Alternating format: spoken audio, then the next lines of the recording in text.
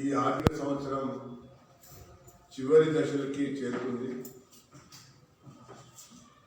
ఇంకొక నెలలో కొత్త బడ్జెట్ ప్రవేశపెట్టవలసినటువంటి అవసరం కూడా ఉంది. కానీ రాష్ట్రం యొక్క పరిస్థితి చూసినా, ఆర్థిక పరిస్థితి యొక్క స్థితిగతులు చూస్తే రాష్ట్ర ఖజానా పూర్తిగా కూడా దివాలా తీసిందని చెప్పని అనిపిస్తుంది. భారతదేశంలో ఉన్నటువంటి ఇతర రాష్ట్రాలు ఒకవైపున కరోనా యొక్క కష్టకాలాన్ని దాటి అధిగమించి బడ్జెట్ యొక్క లక్ష్యాల్ని సాధించుకుంటూ ముందుకు పోతా ఉంటే, మన రాష్ట్రం మాత్రం మన ముఖ్యమంత్రి యొక్క సారథ్యంలో ఉన్నటువంటి తెలంగాణ రాష్ట్రం మాత్రం అనేక రకాల తప్పుడు విధానాల వల్ల, తప్పుడు నిర్ణయాల వల్ల ఆర్థిక పరిస్థితి రోజు రోజుకి మరింతగా దిగజారుతా ఉంది.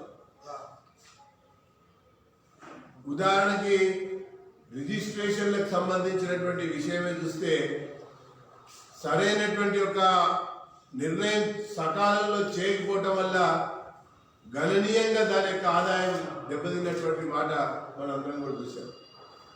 ఇక పోతే మరి రాష్ట్రం ఏర్పడ్డప్పటి నుంచి ఈ రోజు వరకు కూడా ఇప్పటి వరకు ఆర్థిక శాఖ మంత్రులుగా ఈటెల రాజేందర్ గారు ఉన్నారు, ఇంకొక వైపున హరీష్ రావు గారు కూడా ఉన్నారు. ముఖ్యమంత్రి యొక్క కనుసన్నల్లోనే ఇద్దరు యొక్క ఆర్థిక మంత్రుల యొక్క వ్యవహారాలు కూడా కొనసాగినాయి. అంచనాలు రెట్టింపు చేసి గొప్పలు చెప్పుకోవడం కొరకు మొదటి సంవత్సరం నుంచి మొన్నటి వరకు కూడా 1,500,000 2 లక్షల కోట్ల రూపాయల యొక్క బడ్జెట్లని ప్రవేశపెట్టడం జరిగింది. కానీ ప్రతి ఆర్థిక సంవత్సరంలో కూడా ఆర్థిక సంవత్సరం పూర్తయ్యే నాటికి బడ్జెట్ యొక్క అంచనాలు అంటే ఎస్టిమేట్స్ కానీ, రివైజ్డ్ బడ్జెట్ కానీ, యాక్చువల్స్ కానీ చూసినట్టయితే ఎక్కడ కూడా పొందడం లేనటువంటి ఒక వ్యవహారంగా బట్టబయలు జరిగింది. ఇకపోతే వివిధ మంత్రిత్వ శాఖలకు సంబంధించినటువంటి ఒక కేటాయింపుల విషయంలో కూడా కేటాయింపులేమో భారీడు, కానీ ఖర్చులు మాత్రం ఎక్కడ కూడా మరి కనీసం దాటినటువంటి ఒక సందర్భం కూడా లేదు. ఇదంతా కూడా వాస్తవమైనటువంటి పరిస్థితి. ఈరోజు వాస్తవంగా కేంద్రం అందిస్తున్నటువంటి సహకారం, అది పన్నుల రూపకంలో రాష్ట్రానికి ఇస్తున్నటువంటి వాటా అన్న కావచ్చు, లేదా కేంద్ర ప్రాయోజిత ప్రోగ్రాంల కింద గ్రామీణాభివృద్ధిలో రోడ్ల నిర్మాణం కావచ్చు, పట్టణ అర్బన్ హెల్త్ మిషన్ కావచ్చు, రూరల్ హెల్త్ మిషన్ కావచ్చు, లేదా ఇతర సంక్షేమకు సంబంధించినటువంటి ఒక కార్యక్రమాల కింద గ్రామ పంచాయతీలు, స్థానిక సంస్థలకి 15వ మన ఆర్థిక సంఘం యొక్క కేటాయింపుల ద్వారా వస్తున్న ఈ నిధుల ద్వారా మాత్రమే ఈరోజు రాష్ట్రం చలామణి కాదు. కేవలం నేను మళ్ళీ చెప్తున్నా, కేంద్ర ప్రభుత్వం అందిస్తున్నటువంటి సహకారం, వారి ప్రభుత్వం యొక్క ప్రాయోజిత కార్యక్రమాల ద్వారా ఈ రాష్ట్రానికి అందుతున్నటువంటి నిధుల ద్వారానే కార్యక్రమాలు జరుగుతూ ఉన్నాయి. కానీ రాష్ట్రం మాత్రం ఏ రకంగా చూసినా కూడా ఒక మద్యం యొక్క ఆదాయాన్ని మాత్రం, మద్యం ద్వారా ఆదాయాన్ని మాత్రం చెప్పాలంటే ఏటా 25 కోట్ల వరకు పెంచుకుంటూ పోయింది. కానీ ఇతర రకాల మార్గాలను మాత్రం ఈ ప్రభుత్వం అన్వేషించాలి, ఆలోచించాలి. ఆ దిశగా అడుగేసినటువంటి ఒక సందర్భం కూడా లేదు. దీనికి కారణం ముఖ్యమంత్రికి ఇష్టం లేనటువంటి వ్యక్తులు ఆర్థిక శాఖ మంత్రులు కావడమే అని చెప్పి నేను పేర్కొన్నాను. ముఖ్యమంత్రికి ఏమాత్రం కూడా ఈటెల రాజేందర్ అన్నా, హరీష్ రావు అన్నా ఏమాత్రం కూడా ఇష్టం లేదు.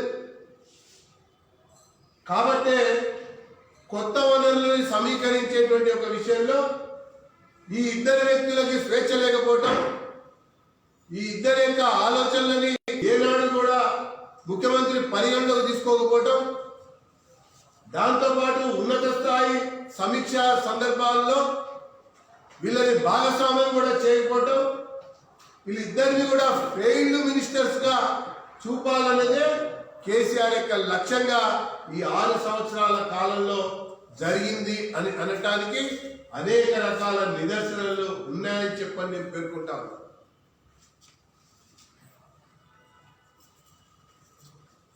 ఒకవైపున ఇలా ఉంటే, ఇంకొక వైపున ప్రతి మంత్రిత్వ శాఖకు అనుబంధంగా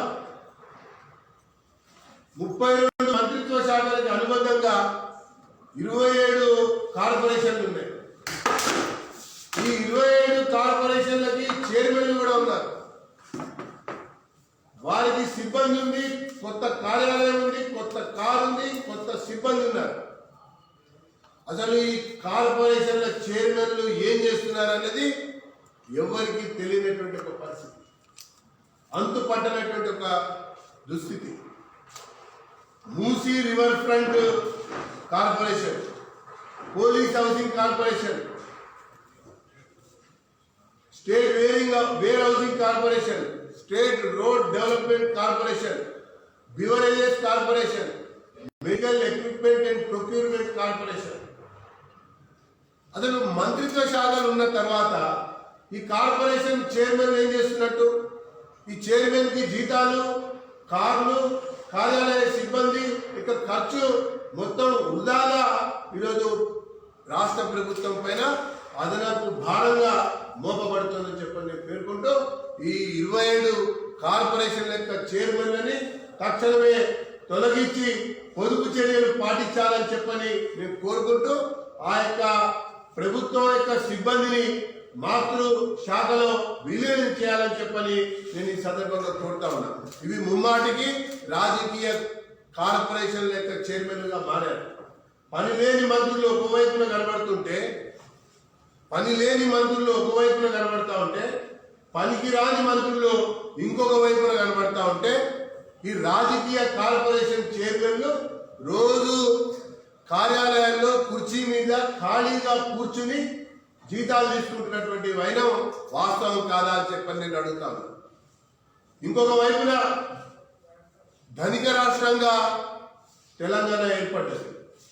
రాష్ట్రం ఏర్పడ్డప్పుడు ఇది ధనిక రాష్ట్రం, మిగులు బడ్జెట్ కలిగినటువంటి ఒక రాష్ట్రం.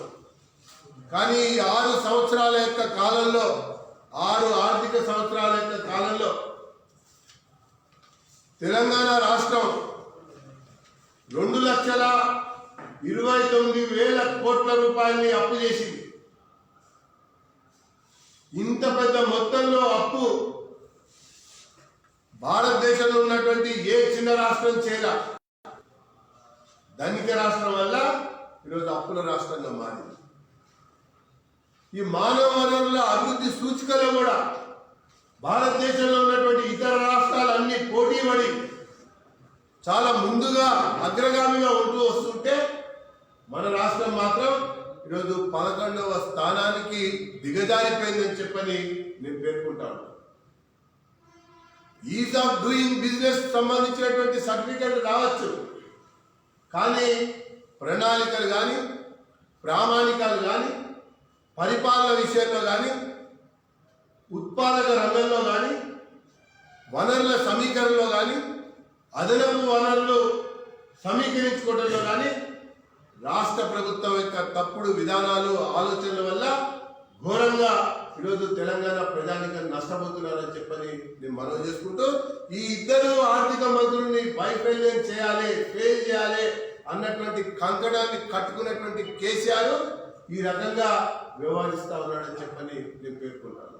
నీకు ఇష్టం లేకపోతే నువ్వు మంత్రులను తొలగించుకో, కానీ రాష్ట్ర ప్రజల యొక్క జీవితాలతో చెలగాడవాడద్దు. రాష్ట్ర ప్రభుత్వం పణంగా పెట్టకు. రాష్ట్రాన్ని దివాలా తీసేటువంటి పరిస్థితికి మరింతగా దిగజార్చదు. ప్రతిసారి నువ్వు ఢిల్లీకి వెళ్ళినప్పుడల్లా, ప్రధానమంత్రిని కలిసినప్పుడల్లా, లేదా నితిన్ గడ్కరీ గారిని, నిర్మలా సీతారామన్ గారిని కలిసినప్పుడల్లా జాతీయ రహదారుల కింద నిధులు కావాలన్నారు, ఎన్ని కావాలో అన్ని ఇచ్చారు. నిర్మలా సీతారామన్ గారి ద్వారా ఈ రాష్ట్రానికి గతంలో కాంగ్రెస్ ప్రభుత్వాలు కేంద్రం నుంచి పొందని దానికంటే ఎక్కువగా నిధుల వాటాన్ని పొందినటువంటి రాష్ట్రం తెలంగాణ. మరొక వైపున ప్రధానమంత్రిని ఎప్పుడు కలిసినా కూడా ఎఫ్ఆర్బిఎంని పెంచాలి, ఎఫ్ఆర్బిఎంని పెంచాలి అంటే అప్పు చేసుకోవడానికి అవకాశం కలిగించాలి. 5% ఎఫ్ఆర్బిఎం వరకు ఈరోజు వచ్చింది. తస్మాత్ జాగ్రత్త అని చెప్పని నేను హెచ్చరిక చేస్తా ఉన్నా. ఈ అప్పులు పప్పుగూడు వెళ్తానికి పనికిరాటల్లా. ఈ అప్పులు కాంట్రాక్టర్లకి అప్పనంగా జేబులు నింపడానికి దోహదం చేస్తా ఉన్నాయి. ఉత్పాదక రంగం మీద ఉత్పత్తి పెంచడం కొరకు కానీ, దీర్ఘకాలికమైనటువంటి ప్రణాళికలు రూపొందించడం కొరకు కానీ, జీడిపిని పెంచుకోవడం కొరకు కానీ, ఆర్థిక వనరులు సమీకరించుకోవడం కానీ ఖర్చు జరగటం లేదు. అందుకనే నష్టం వస్తా ఉంది, అందుకనే కష్టం వస్తా ఉంది, అందుకనే ఇబ్బంది జరుగుతూ ఉంది. ఈరోజు ఈ రకమైనటువంటి ఒక పరిస్థితి ఒకవైపున మనకు కనబడతా ఉంది. ఇంకొక వైపున చాలా గొప్పలుగా ముఖ్యమంత్రి చెప్తూ వచ్చారు. సబ్ ప్లాన్ ఏంది, ఎస్సీ ఎస్టీ సబ్ ప్లాన్ ఏంది, సబ్ ప్లాన్కి మించింది ప్రగతి పద్ధతి తీసుకొస్తున్నా అని చెప్పి అన్నాడు. మేము ఆ రోజు ఎమ్మెల్యేగా ఉన్నప్పుడు మరి నిజంగానే ప్రగతి పద్ధు ఇంకా కొంత అంటే పారదర్శకంగా ఉండటంతో పాటు అమలుకి పూర్తిగా నోచుకుంటుందేమో అని చెప్పని మేము అనుకున్నాం. కానీ ఈ 2 సంవత్సరాల్లో, ఈ 2 ఆర్థిక సంవత్సరాలకు సంబంధించినటువంటి ప్రగతి పద్దు యొక్క ఖర్చులు, కేటాయింపులు, ముఖ్యంగా ప్రగతి పద్దు అంటే ఎస్సీ ఎస్టీ సబ్ ప్లాన్ రాజ్యాంగ పరంగా బడ్జెట్ ద్వారా వివిధ శాఖల కింద ఖర్చు పెట్టవలసినటువంటి యొక్క నిధికి ఒక చట్ట రూపం ఇవ్వటమే ప్రగతి పద్దు, సబ్ ప్లాన్ దాన్ని అంటారు. ఆ విషయంలో కూడా పూర్తిగా కూడా దాన్ని నిర్వీర్యం చేశారు, నీరు గార్చారు. నిధులు ఖర్చు పెట్టలేనటువంటి ఒక పరిస్థితికి రావటమే కాకుండా కేటాయించలేనటువంటి ఒక పరిస్థితి. ప్రతి శాఖలో కూడా కేటాయింపులు భారెడు, వాస్తవాలేమో మారెడు. ఖర్చులు చూస్తే నీళ్లు. ఇది ఈరోజు రాష్ట్రం యొక్క ఆర్థిక పరిస్థితి. నేను ప్రభుత్వాన్ని సవాల్ చేస్తా ఉన్నా, ఈ ఆర్థిక పరిస్థితిపై శ్వేతపత్రం ప్రకటించడానికి సిద్ధంగా ఉన్నారా అని చెప్పని నేను అడుగుతా ఉన్నా. బహిరంగ చర్చకి ముందుకు వస్తారా అని చెప్పని నేను అడుగుతా ఉన్నా. నువ్వు హరీష్ రావు గారిని, ఈటల రాజేందర్ గారిని ఫెయిల్ చేయడం కొరకు, కొంచెం అంతో ఇంతో మళ్ళా కొంత కాపాడుకోవడం కొరకు ప్రభుత్వాన్ని, ఆర్థిక రంగాన్ని నువ్వు ప్రణాళిక సంఘం చైర్మన్ గా వినోద్ గారిని చేశావు. కానీ మొత్తంగా చూసినట్టయితే ఈరోజు state miserably failed in all ways and means to mobilise the resources అని చెప్పని నేను పేర్కొంటాను. ఇకపోతే దీనికి సంబంధించినటువంటి ఒక్క మద్యం యొక్క ఆదాయమే 65% ఈరోజు రాష్ట్ర బడ్జెట్కి ఆదాయం 65%. దాన్ని మరింతగా పెంచడం కొరకు ఈ ముఖ్యమంత్రి ప్రయత్నాలు చేస్తా ఉన్నాడు. దాని ద్వారా ఇంకా ఆదాయం పెంచుకోవడం కొరకే ఈయన ఊరూరా బార్లు పెడుతున్నాడు, ఊరూర్లా వైన్ షాపులు పెడుతున్నాడు. వాటి సమయం అనేది కూడా మరింత సరళతరం చేశాడు. ఇకపోతే లాస్ట్ ఫైనాన్షియల్ ఇయర్, అంతకుముందు ఫైనాన్షియల్ ఇయర్, గత 3 ఆర్థిక సంవత్సరాల్లో SC finance corporation, BC finance corporation, minority finance corporation, Girijan finance corporation ద్వారా దరఖాస్తులు స్వీకరించింది లక్షల్లో, వీళ్ళు రుణాలు ఇచ్చింది వందలలో అని చెప్పని నేను పేర్కొంటాను. ఇది రాజ్యాంగాన్ని ఉల్లంఘించినట్టు, ప్రగతి పద్ధతిని అమలు చేయనట్టు, బడ్జెట్ కేటాయింపులు తూతూ మంత్రం చాటినట్టు. అసలు ఎవరి కొరకు ఈ రాష్ట్రాన్ని ఏళ్తా ఉన్నారు? ఎవరి కొరకు మీరు పాలన కొనసాగిస్తా ఉన్నారు? నీళ్లు నిధులు నియామకాల పేరిట ఆ రోజు ఉద్యోగస్తులు రాష్ట్రం వస్తే మేము జీతాలు కాదు జీవితాల కొరకు పోరాటం చేస్తున్నామని చెప్పినటువంటి ఉద్యోగులు అనేక రకాలుగా పోరాటం చేసి సాధించుకున్నటువంటి రాష్ట్రంలో మరి మొట్టమొదటిసారి రాష్ట్రం ఏర్పడినటువంటి తర్వాత మొట్టమొదటిసారిగా వేసినటువంటి పిఆర్సీ ద్వారా మీరు ఇస్తామన్నటువంటి ఫిట్మెంట్ 7.5%. అంటే ఎంత తక్కువ మొత్తంలో ఇద్దామని చెప్పని నువ్వు అనుకుంటున్నావు? చాలా స్పష్టంగా అర్థమైపోతావు. ఉద్యోగుల పట్ల ఈ ప్రభుత్వం యొక్క వైఖరి, ఉద్యోగుల పట్ల ఈ ప్రభుత్వం చూపిస్తున్నటువంటి కక్ష, దానికి సంబంధించినటువంటి మంత్రి పై ఉన్నటువంటి కక్ష కూడా మనకు కనబడతా ఉంది. ఇకపోతే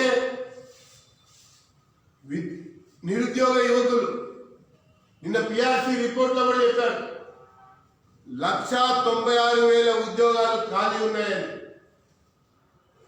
పాలనాపరమైనటువంటి ఆమోదం పొంది నియామకాలు చేసుకోండి చేయండి అని చెప్పిన తర్వాత కూడా 30% ఉద్యోగాలు కూడా నియామకాలు జరపలేదండి. అసలు తెలంగాణ రాష్ట్రం వచ్చిన తర్వాత అసలు కాంట్రాక్ట్ ఎంప్లాయ్మెంట్ అనేది ఉండదు, అవుట్ సోర్సింగ్ అనేది అంతకంటే ఉండదని చెప్పని ప్రతిసారి కూడా ప్రతి శాసనసభలో కూడా ప్రతి శాసనసభ సమావేశాల్లో 6 సంవత్సరాలుగా నువ్వు చెప్తూ వచ్చావే, మాట్లాడుతూ వచ్చావే, ఊకదంపుడు ఉపన్యాసాలు ఇస్తూ వచ్చావే. మరి ఇంకా కాంట్రాక్ట్ ఎంప్లాయీస్ 50,000 మంది ఉన్నారు, అవుట్ సోర్సింగ్ వాళ్ళు 59,000 మంది ఉన్నారు. గుర్తింపు పొందినటువంటి ప్రభుత్వ ఖాళీలు 1,96,000 మనకు కనబడుతున్నాయి. అంటే అటు రాష్ట్రం కొరకు ఉద్యమించినటువంటి నిరుద్యోగుల నోట్లో నువ్వు మట్టి కొట్టావు, రాష్ట్రం కొరకు ఉద్యమం చేసినటువంటి ఉద్యోగుల యొక్క జీవితాలతో నువ్వు చెలగాట మాడుతున్నావు.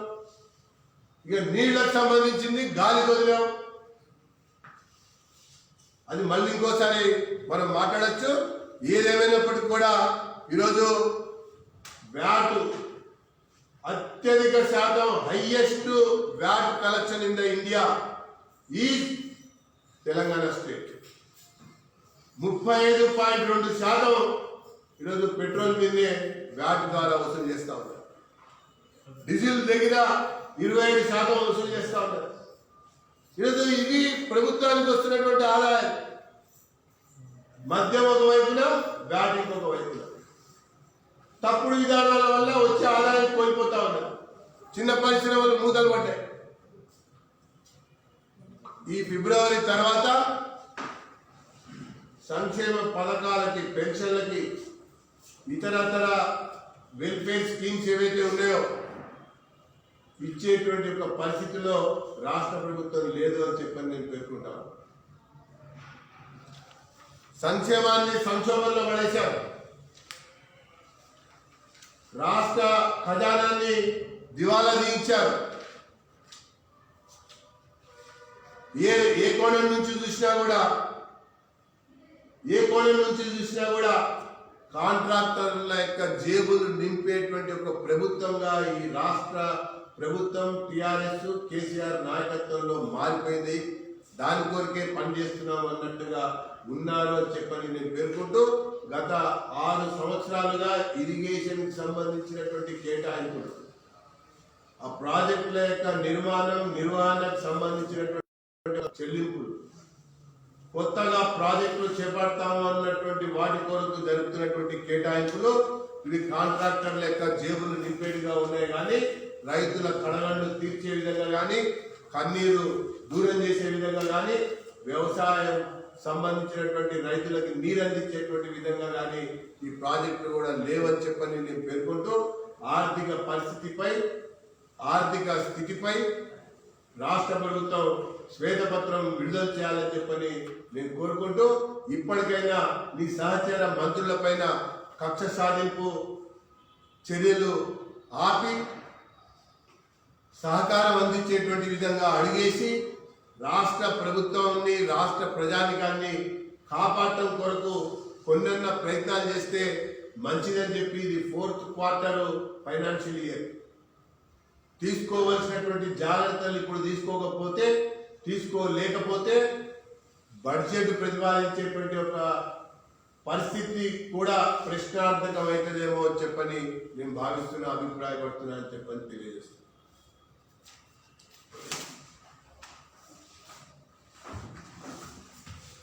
ఓకే అండి, థ్యాంక్స్.